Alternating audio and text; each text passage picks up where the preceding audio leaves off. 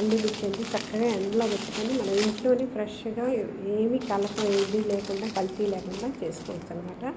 నేను ఇప్పుడు మిక్సీ జార్లో వేసి మిక్సీ పడతానండి. నేను ఎప్పుడు మిక్సీలోనే పట్టుకుంటాను అనమాట, మిషన్లో వేయను. మిషన్లో వేస్తే కలరే రాదు. సో ఇంట్లోనే నేను చక్కగా ఎండబెట్టుకొని కొద్దిగా వేసుకుంటాను. 1 కిలో మిరపకాయలు తీసుకొని కొంచెంగా వేసుకుంటాను అనమాట.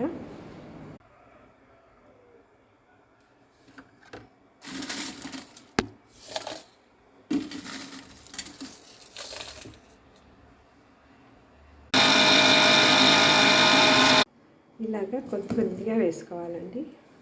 అంటే నిండుగా వేస్తామో ఇంత వస్తుంది అనమాట మిరప్పొడి. చూడండి ఎంత బాగుంది కదా, ఫ్రెష్గా, వితౌట్ ఎనీ మిక్సర్.